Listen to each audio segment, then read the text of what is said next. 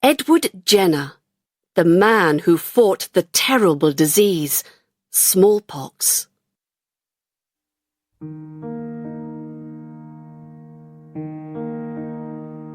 When I was a child, I was very elated at my school. This treatment protected me from a terrible disease called smallpox. But the treatment was very unpleasant. When I became a doctor, my ambition was to find a better way to protect people. I was born on the 17th of May, 1749, at Berkeley, in the western part of England. My father was the priest at the church in Berkeley. When I was young, I went to schools which were near my home. Then, when I was 14 years old, I became an apprentice for 7 years. I worked for a doctor in another town. I learnt from him the skills of a surgeon and the skills of a family doctor. At that time, many people suffered from smallpox. Smallpox was a terrible disease. People who had it first had a fever and a rash, then pains in the head and back and stomach. After that, their bodies became covered with blisters. Many people who got smallpox died quickly. When I was still at school, my friends and I were variolated. This treatment, variolation, protected people from smallpox. In fact, it gave people the disease, but the disease didn't kill them. I'll tell you how it was done.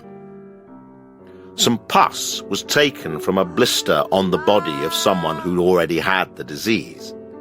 Then cuts were made in our arms, and the pus was put under our skin.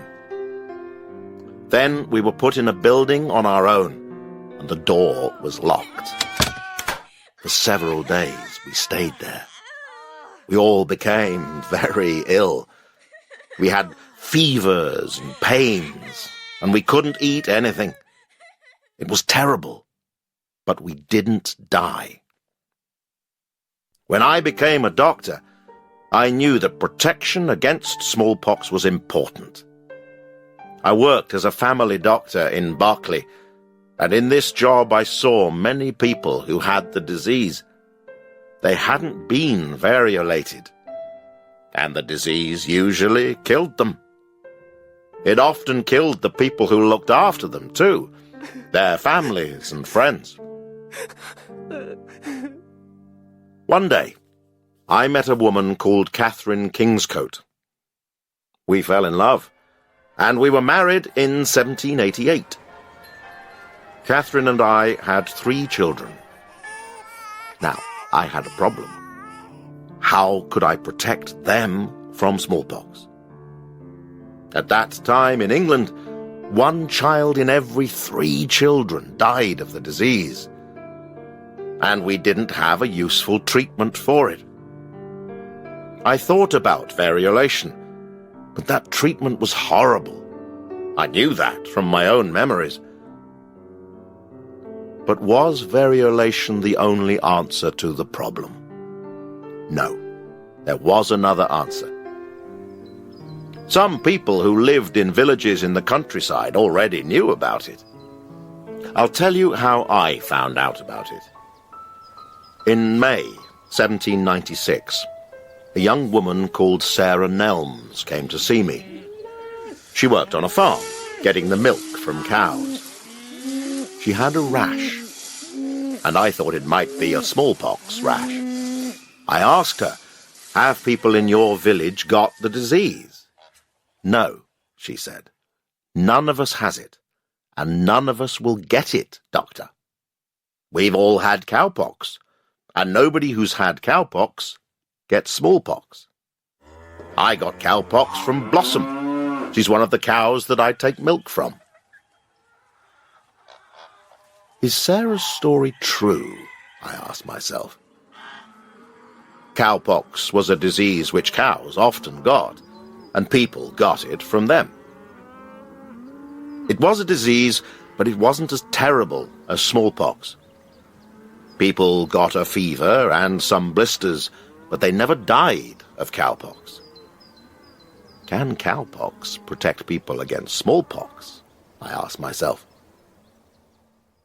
I decided to test the idea, and this is how I did it. A man who worked in my garden had a young son.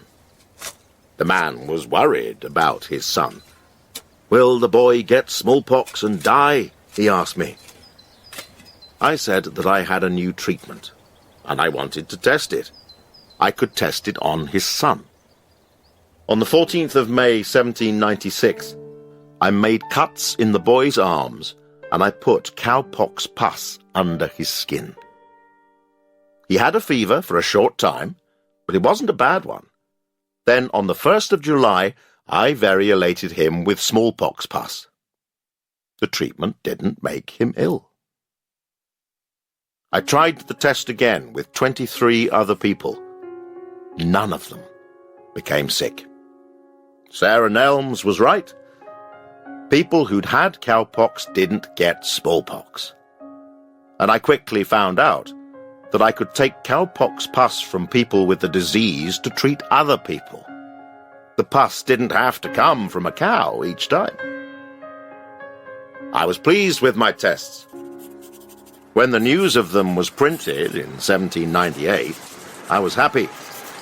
Other British doctors could use my treatment, and we could stop the smallpox moving from one person to another. That's what I thought. But doctors who used variolation were unhappy. They wanted to use the treatment that they knew about. They didn't want to change. I hadn't got the support of my colleagues. I soon found out that several other doctors in different countries had also tried the cowpox treatment. Like me, they hadn't got the support of their colleagues. Some of our problems came from religious people. They thought that putting pus from animals into human bodies was wrong. "God will be angry with you," they said. But I thought that doctors could save millions of people's lives if they used my treatment. I called the treatment vaccination. The name came from the Latin word vacca, which means cow. Year after year, my work became more famous. The British government gave me money to help with the work between 1802 and 1807. All my tests showed that Sarah Nelms had been right. Vaccination wasn't my only interest. I was very interested in the behavior of birds, and I spent a lot of time studying them. I wrote about that subject, but I'll always be remembered best for the work that I began after I talked to the farm girl, Sarah. Vaccination with cowpox saved people's lives in Britain and in other parts of the world. People in France soon used my method of vaccination too, and later, doctors in other countries accepted it. In Britain, King George IV gave me a job as physician extraordinary, a doctor for the royal family. I also became mayor of Berkeley. When I died, on the 26th of January 1823, at the age of 73, there was still work to be done. But finally, during the 1840s, variolation was stopped in England, although vaccination was not made compulsory until 1853. I hoped that one day smallpox was going to disappear from the world.